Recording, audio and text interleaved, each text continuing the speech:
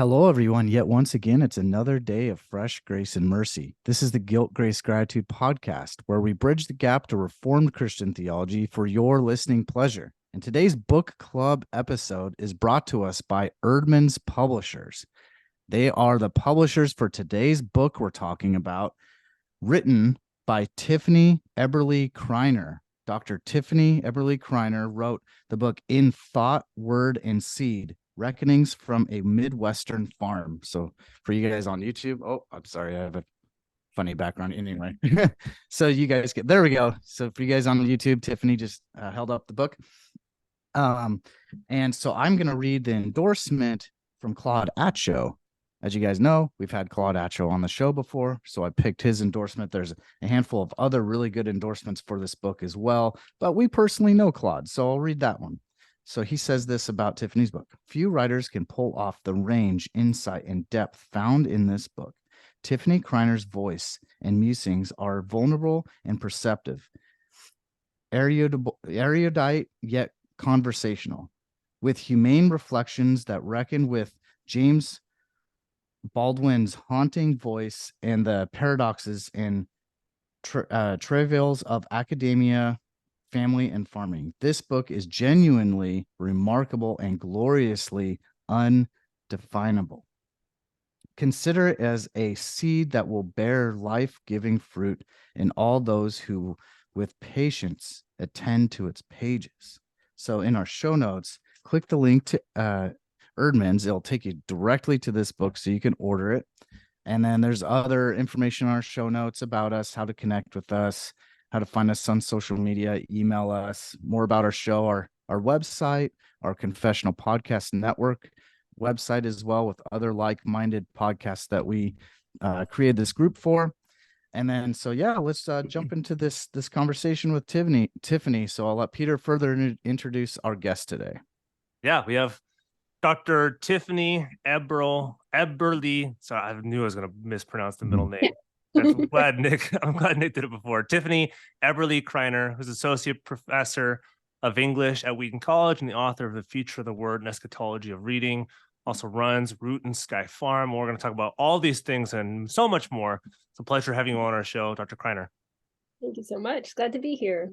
Of course, yeah. So first, and we'll get into this, and this is kind of our cold kind of opener, but how did you get into farming in the first place? So that's people look at an English professor as like a farmer and English professor. How do those two things go together?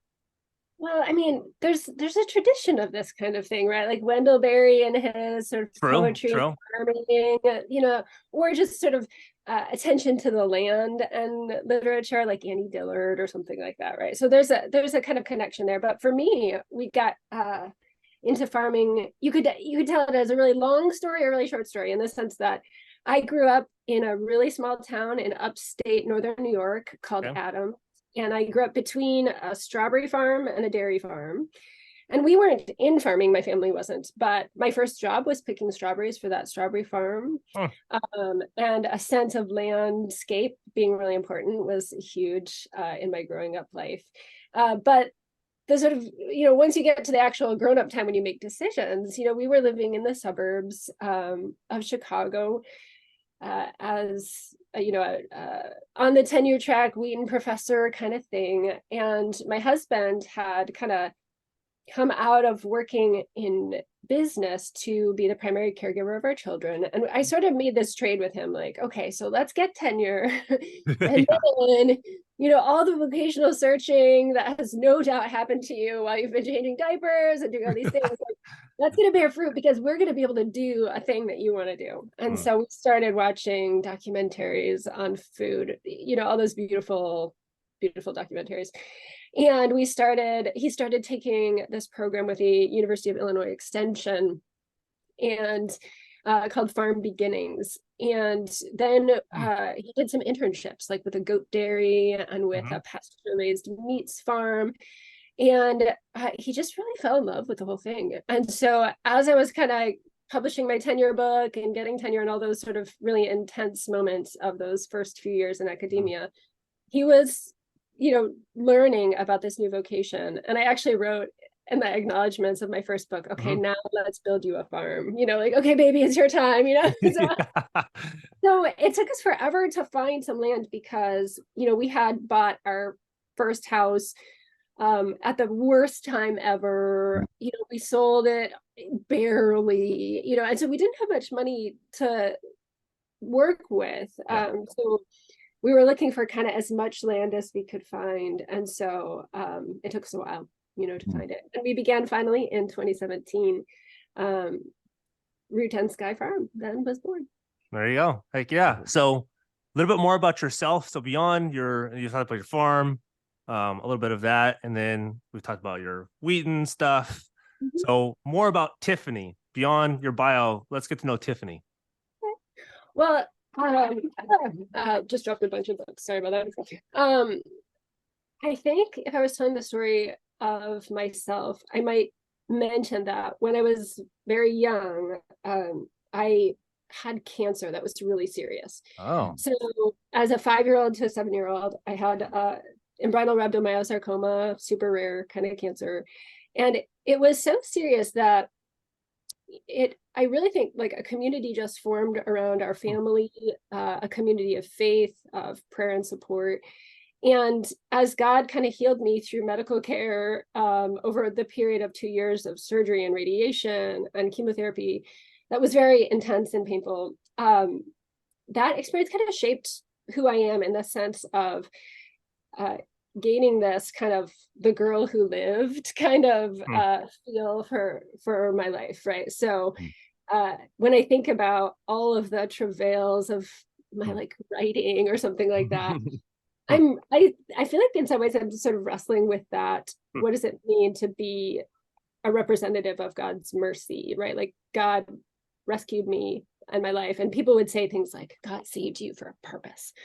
And as a 5-year-old, like that's a big thing to sort of pick up. So in that sense, I've always been concerned about like what's the meaning of this? What's the significance? How do you have a meaningful life? And I feel like pursuing meaningfulness in language, pursuing this enterprise with farming has been a way to kind of think to yourself, okay, so achievement fades as a way of gaining significance over time. There's only so many times you can be valedictorian or whatever before before that ceases to be meaningful to your interlocutors or whatever, right? So how else do we find that? How else do we gain that? And of course, the sense of meaning being in Christ was the natural sort of outcome of a searching like that. And so in terms of my personality, I would say I'm a meaning searcher, saved by Jesus to I hope, do this work. Awesome. Amen. Wonderful. Yeah, definitely. And then my first question follows your bio and talking about your farm really well, kind of bridging into your book here.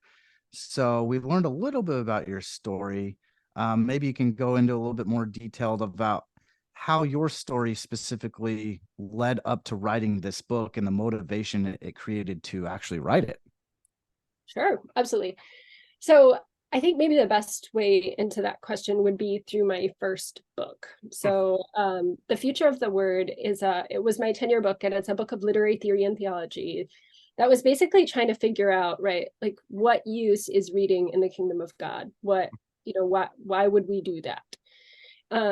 And I made this argument in it that, Jesus is the guarantor of all meaning. And Jesus, if we follow John 1, and Jesus is becoming, right, the word became flesh and all that coming and becoming language. And if we consider the resurrection of Jesus has a future, right? Jesus's work on earth, his redemptive work, has a future. He's coming back. And so that idea of the futurity of the word seems to me to be really interesting when you consider how language makes meaning too, how novels, how poems, how whatever language we use makes meaning. And so I was thinking, so I wrote a whole book about how that works, how meaning is something that has a future and a becoming, it's not static. And how readers, when we do the reading, we kind of cultivate those meanings with the love of the Trinity, within the love of the Trinity. Mm-hmm. So I use that cultural mandate in Genesis to make that argument. So, right, that God says to the humans, cultivate this and keep it, right? That we get to work with God in that project that he has for the whole of creation. So I loved writing that book, but the agriculturalness of that metaphor, even though I mention it so many times in that book, hadn't really worked its way fully out of me. So when we became actual farmers, I began to kind of wonder, okay, so we're cultivating these meanings of text, right? Here we are, just cultivating the meanings. What difference does it make where you do it, right? Like we had this huge move, this huge change in our lives from suburban life to really rural life to sort of isolation. You know, the pandemic was during the time that I wrote the book or whatever, but so what difference does it make where you read a text? Would the text that I love so much that I teach, for example, read differently from the space of the farm? And I had a hunch that it did make a difference, if only because I was thinking about the works that I love and teach while we were making that move, right? So if I was trying to figure out, how do we not wreck a piece of land when we don't know how to treat it well, right? Like when we are just beginning, how do we come into a community where we are strangers, where here we are, oh, we just sail in, buy a foreclosed piece of property, you know, what do we do? And I was finding myself thinking of the texts that I care about. Piers the Plowman, Charles Chestnut's work, James Baldwin's work, Walt Whitman, you know, all these tons of texts from a huge range of traditions became kind of conversation partners. And I was realizing that I was kind of planting the texts in a way in the space of the farm. I got a couple of invitations from an editor of a theology journal, Mark Granquist, and who said, you know, I loved your first book. Can you write us some more? And so I used those invitations as an opportunity to actually do a little stunt, a little experiment. Okay, I've got this field. What happens if I, you know, think about these texts in and through this particular space? Will my life in Christ, my sense of theological meaning, like come together with these texts and this space to bear fruit for the kingdom? And so, yeah, so these essays were trying to make that kind of happen. Awesome. Yeah. So much kudos to you being a farmer, because that requires so much and patience. A professor at the same time. Yeah. And kids and a husband. Yeah, it's true. That's a lot of stuff. Yeah. In fact, my hands actually smell like sheep right now. Nice. I was loading sheep this morning with my husband. You know, I was anything before 8 a.m., honey, I gotta go, you know. That's great. This day and age, that hearing that kind of stuff is like just so refreshing, because that's I was like, about to say, it's that actually working with your hands, cultivating the land.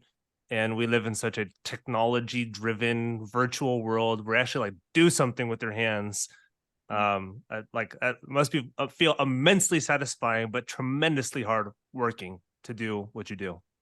Yeah, well, I mean, it is totally right. And I've harried all the time, etc. Right. Totally tons of work, but I love every bit of it. I mean, well, I don't like, you know, the graves or whatever, but you know, other than that, it's all good. Like, I don't know if you're gonna love cleaning poop all the time, but that's you get used to it in a way that I would never really realize. I mean, pig poop is the worst smelling, but everything else is pretty grass based, so it works out pretty good. Gotcha. Okay, fair enough. Yeah, and even growing up in Idaho, just the smell of a farm sometimes brings back nostalgic feel to me. But yeah, just farming requires so much patience, care, discipline, and consistency that I think that just as a, you know, it could help you in your even journey as a Christian as well, just as, you know, taking care of the land. So going to the name of your farm, it's called Root and Sky Farm. And you mentioned that it reflects earthbound upward motion, the name of the farm. So could you go into that? Yeah, totally. So the name of the farm comes from poetry, actually, that I have loved for a long time. When I was in college at Messiah College, we did a play under the direction of Tom Ryan called The Boy with a Cart by Christopher Fry.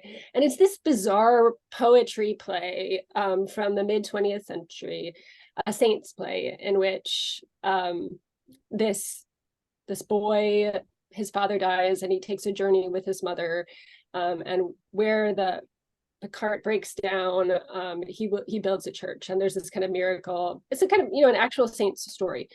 But the way that the play worked was that it had a chorus of the farmers and people of southern England, and at the very beginning, the opening speech of the whole play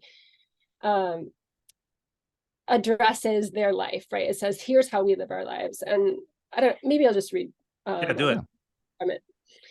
In our fields, fallow and burdened, in grass and furrow, in barn and stable, with scythe, flail, or harrow, sheep shearing, milking, or mowing, on labor that's older than knowledge.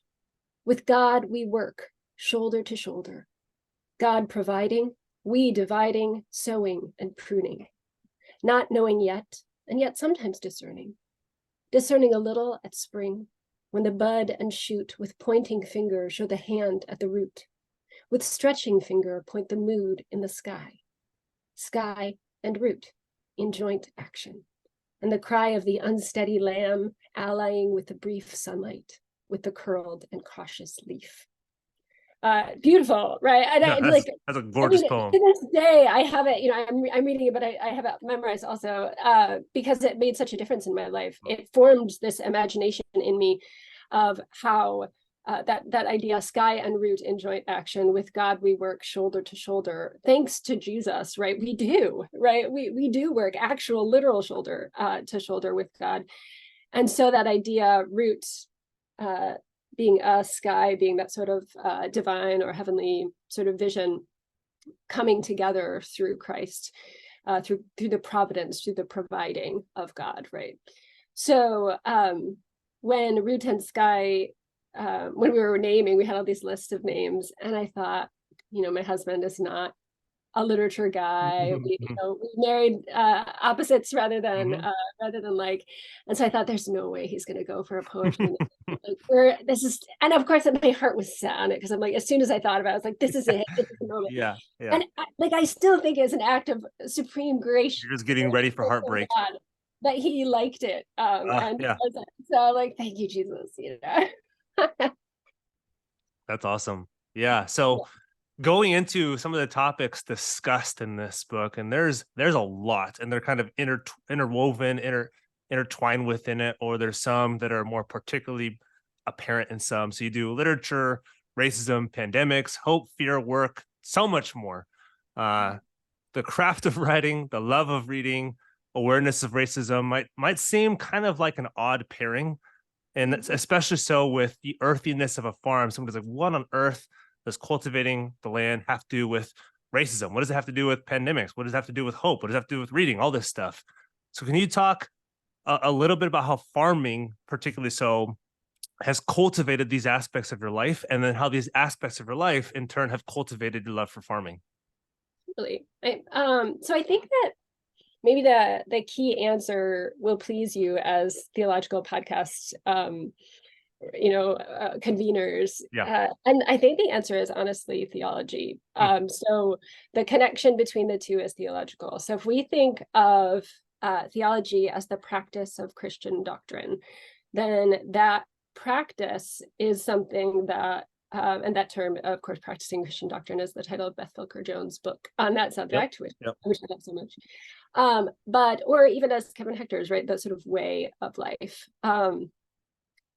Then we figure out our relationship with God. We figure it all out wherever we are, right? What we're doing in our lives. So I had this moment learning really profoundly what it means to take up your cross when my husband had another knee surgery. Took him out for a summer, and I had to take over the farm duties. And I just remember like crying in the field because I didn't want to do all that work. And I felt the Lord speaking to me like, this is what it means. Like, this is the moment to lay down your life for your spouse. And I was just like, oh, yeah, but I don't want to. Lord. I really want to hear. Yeah.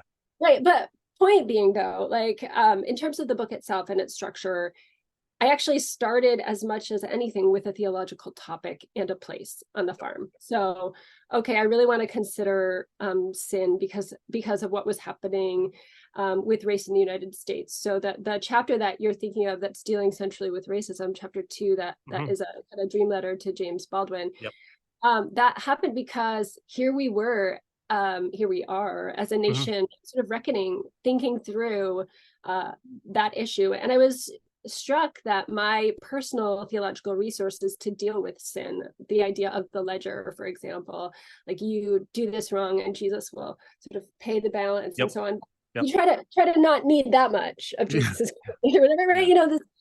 This ledger that I wouldn't even say that anyone in my growing up life would have signed on completely to that, but somehow I absorbed that idea. It's like theological waters out there, even if it wasn't explicitly taught, it was just kind of there.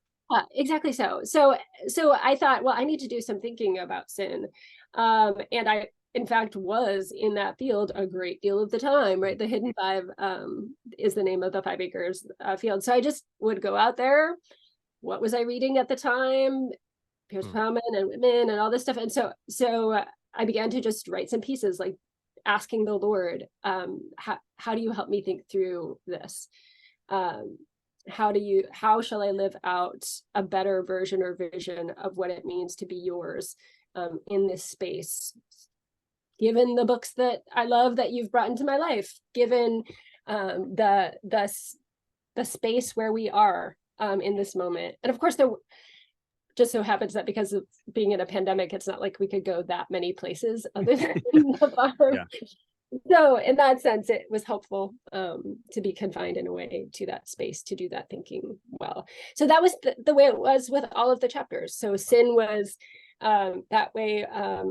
Holiness, the last chapter had, I sort of built a fence at the beginning of the pandemic in order to think about holiness. Yeah. Because of profaneness outside. Right? Yeah.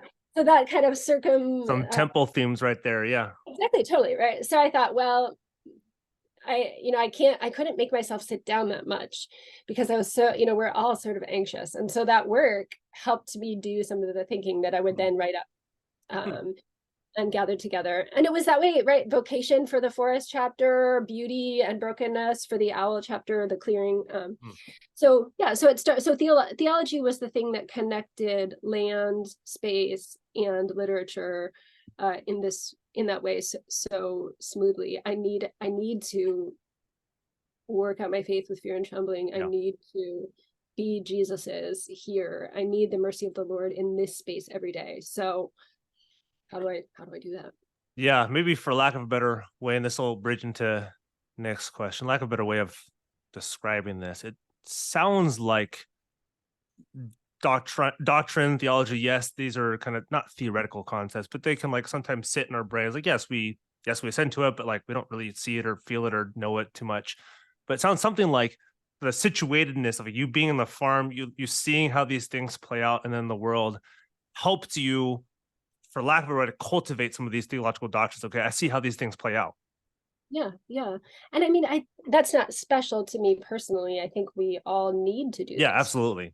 Like I remember as a child, will you loan your sister that thing that your sister wants? Like, give to him who asks of you, and him who seeks to borrow, do not turn away. Right? Like, we have to work out our faith in those moments that are so mundane, and in a way that pushes back against that kind of sense of specialness. Right? Oh, you lived, you're such a miracle. Sure, but you still have to loan your sister the thing. You still have to. You still have to do the farm work because your husband is injured and you love him. You couldn't just tell them, although it's true, it's like, yes, I survived cancer when I was 5 years old, so therefore I don't do anything else because I'm a miracle. But it's like, yeah, I still do stuff. Totally. I mean, well, who's a great example of this? And like, I've been reading the book of Isaiah again this summer, and Isaiah says, like, me and my children are signs, but they still have to like do the justice. They still have to, Yeah, totally. Cool. Yeah, that reminds me that there's beauty in ordinary things, in ordinary, just just consistency, just doing what you God in farming, calls. Nick in hospice care, people and whatever the heck they do. It's you can find these analogs with what you do in the Christian faith as well. For sure. Yeah. And speaking of names of chapters, which define themes for a reason. I mean, there's a reason why you have certain farm and country nature words that represent each chapter. So going to the table of contents, we see terms for each chapter like fields, grass, the forest, clearings, wattle. So people that have nothing to do with farm life, they probably what's a wattle? They might not know what some of those terms are. Hopefully everyone knows what fields, grass, and forest are, but there's a reason and a why you pick those words. So just kind of throwing it out there, like what do those words, how do they tie to kind of a Christian understanding or what you're trying to unravel in the book? Yeah, so well, I think maybe the easiest one to start with would be grass, right? So you think anyone who has kind of grown up immersed in scripture has a sense of grass as a really important image in scripture, specifically tied to human mortality, right? All flesh is like grass, right? The sort of the wind passes over it and it is gone, right? So that idea, I mean, again, even in Isaiah, that idea of how the grass curls up or bends down when it dies, an image of human mortality and frailty. And so when I think about the Midwest in particular, right, this is the space of grass, the tall grass prairie that is so threatened, right? The resurgence of the seeking to restore prairie that happens, that is happening now in movements in this area. So amazing. But, you know, linking together the Midwest's distinct relationship with grass and that sense or that image idea of mortality, in some ways related to sin, right? Like, why do we die? Sin. So that I think is a little bit of the poetic connection there. But it might be that, well, if you don't have a personal connection to grass in that way, and that image seems weird, I guess maybe I would just say that, you know, that hymn, "This Is My Father's World," there's this really kind of almost cheesy line, "In the rustling grass, I hear him pass. He speaks to me everywhere," or whatever. And so like that rhyme is so on the nose that it feels like just a little much to me, just thinking through the poetry. But when I think of it in a Midwestern sense, that the grass, the tall grass that is taller than you, that is just manages drought, that creates a sort of network, that the roots 30 feet below the ground, more, you know, the generations, etc. I do sense the Lord in the rustling grass because of where I am on the farm, because of the prairies that people I love are restoring and working toward.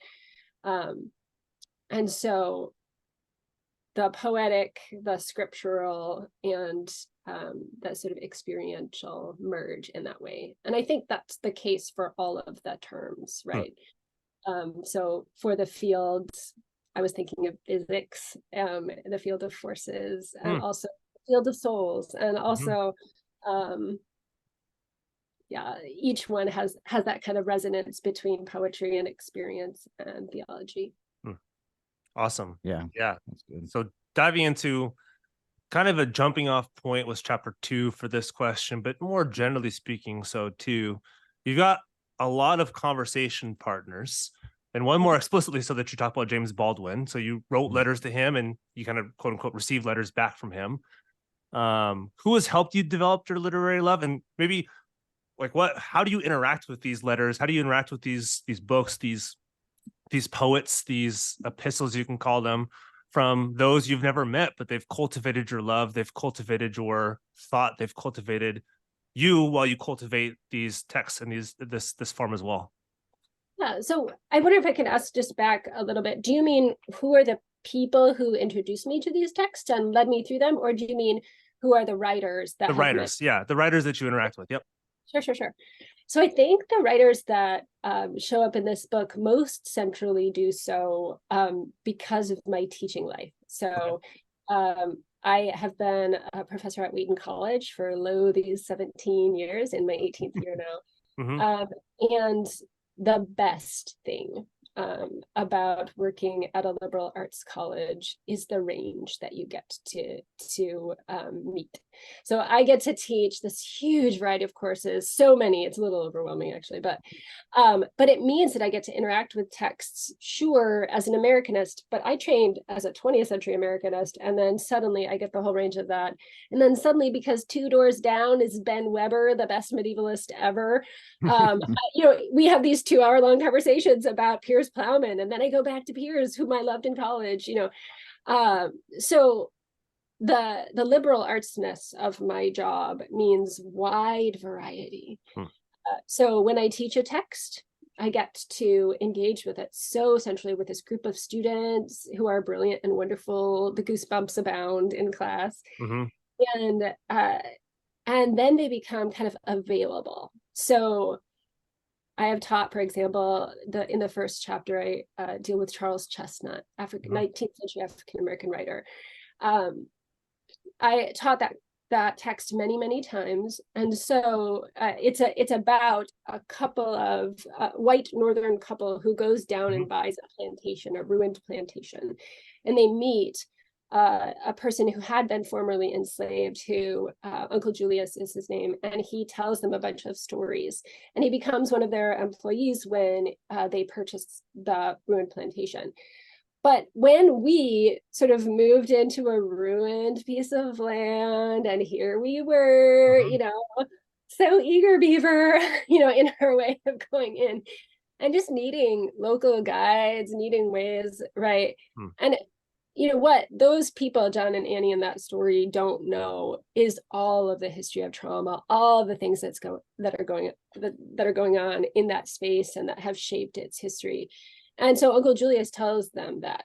And so when we were moving, I felt the need of that history because I had read that text. I felt the need of guides. And I knew that Charles Chestnut was going to be one of the people who was going to help me along the way, a neighbor I could ask for advice.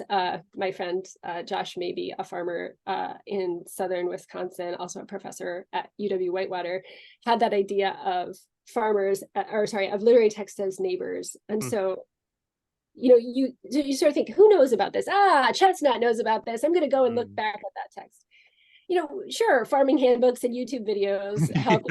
But for me, Virgil, for me, Chestnut, for me, Baldwin, these have been people I've been engaging with, words that I've been engaging with for decades. So of course they would come to mind in this space. And I hope for good. For the cultivation of their meaningfulness in the world through their work, and through, I hope, the just treatment of the animals and land and people that we encounter. Maybe too, just because I thought this chapter was so stinking profound, and I love the way that you went through it. That's like when you were talking to or conversing, I guess, with James Baldwin. Could you talk a little bit about what you're doing there? Because it's pretty powerful. So just talk about that a little bit. Well, you're so kind to ask. It was the most difficult chapter to write by far. I was terrified the whole time. I went through several versions and visions. What's it going to be like? One version of it was entirely in the same line meter and stress pattern as Piers Plowman. I wrote a poetic version, all these things. And so there were so many versions and visions. But in that chapter of Dream Letters, it seemed to me that given the pandemic, given George Floyd and the racial reckoning that America is and was passing through at that time, I was going to be thinking about sin. I was going to be thinking about those things anyway. And there was nobody who said it better, who thought through those problems more profoundly than James Baldwin, although there are many heroes and heroes too to piss off. But in my experience, a person who knew what it meant to be profoundly impacted by church, profoundly impacted by Christianity, but also had a real sense of the American landscape. And he was a city boy primarily. So I did sense, like, is it weird to have you come into this field with me? Yes. And so I wanted to engage with his work, but I don't know. I didn't feel like I could approach him directly as if they were real letters. I needed them to be dream letters because I didn't want to presume. Right. I didn't want to imagine that I had written letters to actual James Baldwin. He's James Baldwin, right? Like, and I know that, right? And I'm trying to be as faithful as I can to his texts, and to reading them as thoroughly and well as I can. But the dream feature of it, to call it a dream letter, is to acknowledge, there's distance there. Right. There's, for those who don't know, James Baldwin's dead, which is right. why she's saying this. Yes. He wrote a while ago, so don't think that she's actually writing dream letters. This is to a famous, like, 20th century writer. That's I know people are thinking this is like, oh, this is kind of odd. Who's James Baldwin? But if you don't know who he is, that's why she's saying what she's saying. Yeah, so that's a good point. And I think a lot of the book has that weirdness about it, right? A dream letter as an organizing principle. In the forest chapter, I imagined each section, there's no note of this, but I imagined each section as a tree. In the wattle chapter, there are all these quotations that represent the uprights. And then the little reflections are the withies that wattle the fence. And so I knew there was a structure. I was trying to figure it out. Right, like I could tell there's something going on, but that's helpful to hear. Yeah. And so I hope that even if you don't fully sense it, that there's something there to receive and something there to engage with.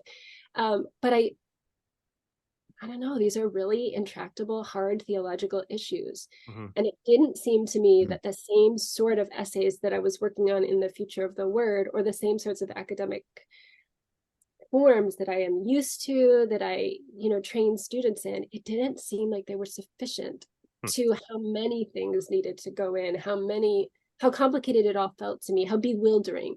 The intractable problem, it seems, of sin, our need for redemption, etc. Right.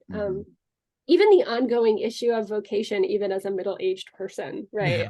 Which is that forest chapter. The mystery of marriage 20 years in, so. Absolutely. Yeah. Before my last question, just a personal reflection that I've had just based on reading the book and listening to this conversation it just reminds me of when someone asked Martin Luther, what would you do if you knew Christ is coming back tomorrow? And he said, I would still plant my apple tree. And so that just it's a good tying connections to what we are hoping for and looking for in the finished work of Christ, and what our duty is here, taking care of this planet and this land now, in our vocations as well, as like you so beautifully put. So kind of wrapping up the conversation a little bit, my last question would just be curious to know, you said what the most difficult chapter or part of the book was to write. What was maybe your most favorite part of the book or chapter to write? What would you hope might challenge the readers, based on this book as well? Sure. So I find writing difficult on the best of days. So you're a regular old writer. I've not heard anybody ever say, well, writing's easy. Right. So and especially given my many vocations, the time and space to write is very precious, and often stolen away by this or that, or given away, not only stolen, right? But often bestow it, sometimes wisely, sometimes unwisely. But so when I think about joyful moments of writing, it would be moments where I hit flow and was able to concentrate extremely on a thing. So one moment of that would be in the chapter called Clearing. There is a description of a sort of adolescent great horned owl that I got to spend several hours with, right in our woods, just right there, the length of my desk between us. And I was just waiting, for animal rescue to come and call them. But anyway, the description of that owl, it took me so long to concentrate enough to see him. It took so long to be there, to throw away my phone, to get into the space with him. And then writing the description of his body and his eyes and his ways felt like a rich privilege, a way to sort of where I could bring the best that my sense of English language has to offer to respect this amazement, right? To respect this creature. And I loved that moment. Not that it came together easily or rolled off the pencil, 20 drafts or whatever to make it happen that way. But I love when I am able to try for a way of understanding through that language. And so that would be just one joyful moment. And I remember too, when I finished the draft of the last chapter, right, which was Forest, the last one I wrote. And I remember walking out into the woods, and it was November and the snow was falling, and just being thankful to each and every tree there, and praising Jesus, like, Lord, thank you so much. I can't believe the mercy, all that kind of thing. So this is common among people, who finish projects are the glad ones, right? We are so grateful to be able to finish works. As far as challenging the readers,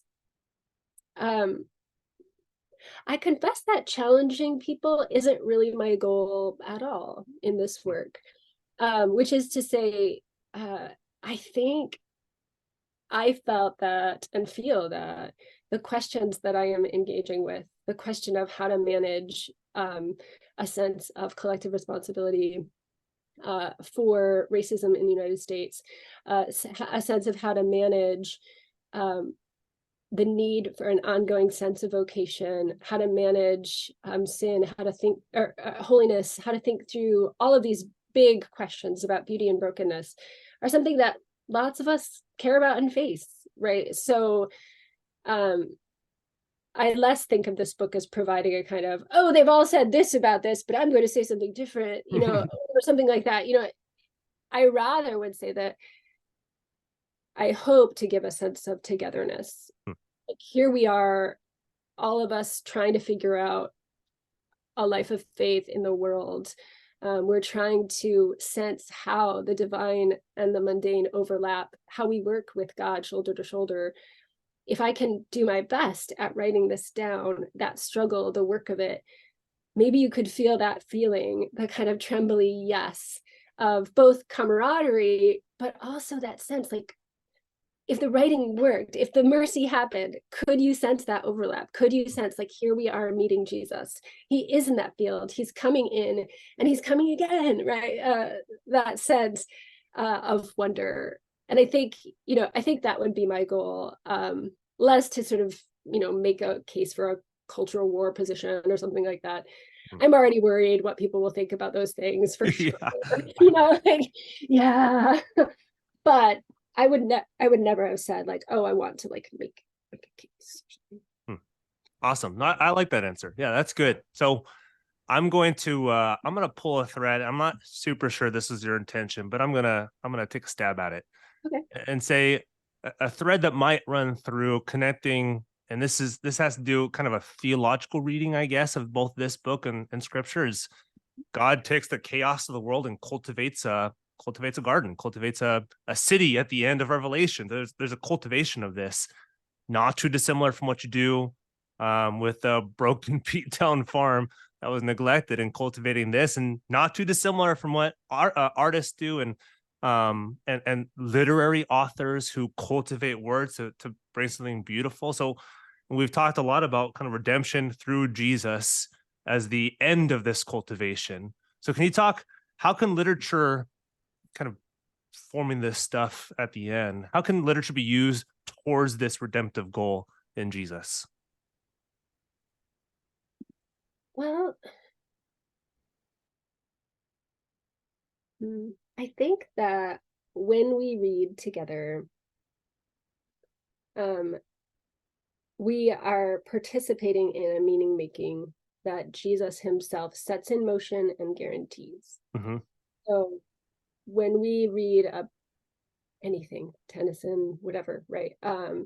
We are, as we sort of seek to read it in a new place, in a new time, as we seek to kind of reach it again, meet it with our own lives and so on, we're participating in that future. We are actually part of the meaning making heading towards shalom that Jesus is after with the kingdom. And so I used to wonder, I had this dream in graduate school where poems were canned goods on a food pantry shelf.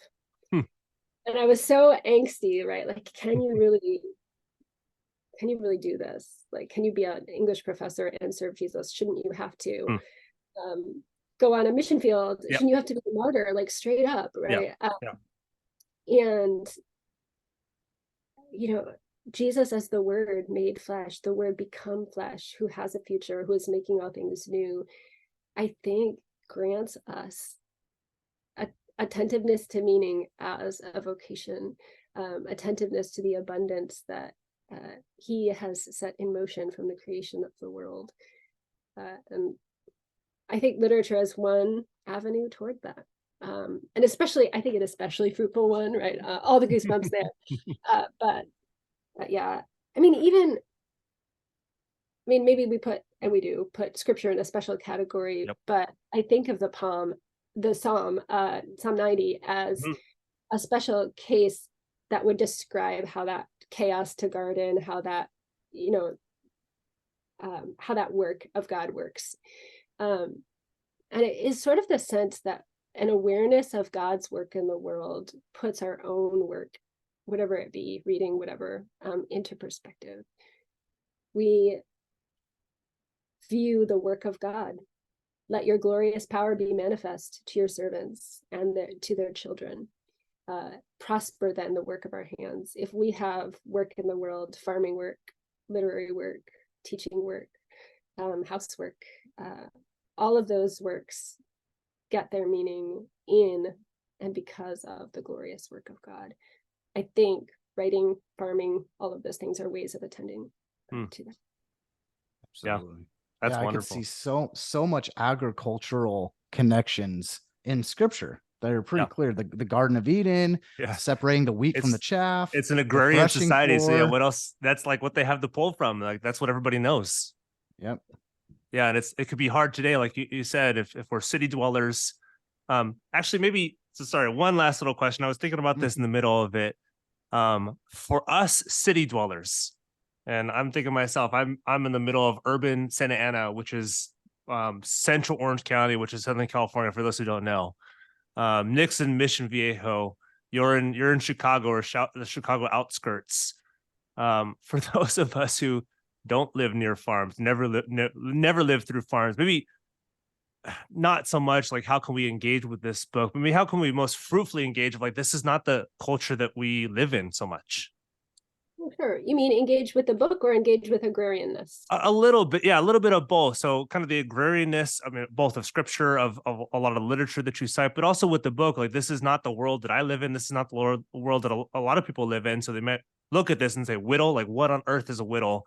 So how can they best approach this book as those who don't live on a farm? Or we have listeners obviously who live on farms and whatnot, but yeah, how can those who don't live on farms maybe glean from this work, even if they don't totally understand this work? Yeah. Well, I think lots of people have kind of farm fantasies or farm dreams.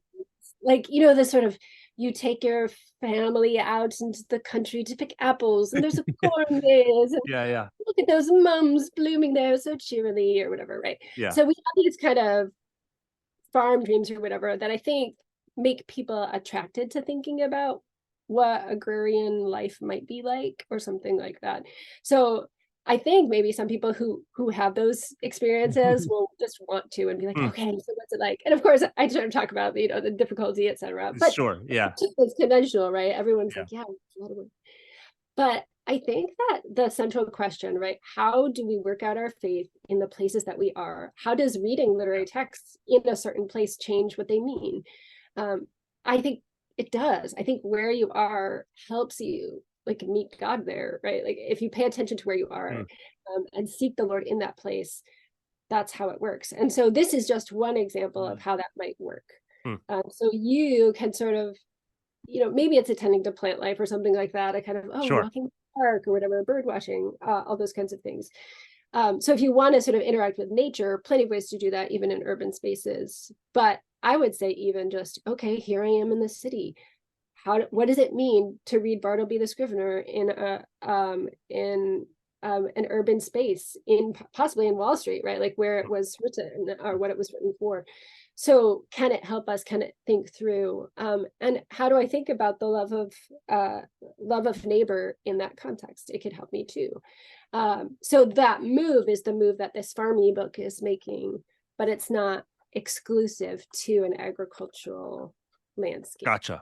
For sure. Yeah. And I that might have been a stupid question, but it was an honest, like I'm trying to channel some of our listeners, like Wheaton Sky Farm was like, I don't live on a farm. That's probably not for me, but that's really helpful situating this literature, where we're reading this literature. How does it help us live where we're living and not where we hope to live or where we hope the world is, but actually where we are, and reading this and cultivating this life where we are. So yeah, well, thank you, Dr. Kriner, so much for writing this book, for the research, for your work on the farm. So as we end, maybe plug your farm work. Where can people find more of your work, or like where you guys are, what you guys do? Because I think you sell stuff on your farm, but just a general, like, where can people find you and the stuff that you do? Sure. So RootsandSkyFarm.com is our website. And you can find a little bit more about us there. We sell at the Woodstock Farmers Market. It looks so good. I was looking through some of the photos the other day. I was like, oh my, I wish I lived next to Chicago and go to this farm. I know, right? Like, so today in my office right behind me is like this big pan of tomatoes because I'm trying to, you know, give them out, and I bring deliveries and stuff into the college and stuff. But I think too, Wheaton's website has a sense of my work more broadly, so you can just Google me in the sense that other projects that I'm working on or other books and stuff that I've written. So awesome. Yeah. Well, it's been a pleasure having you on. Thanks for writing this. Thanks for coming on and talking about your book. An honor. Thank you both. Of course.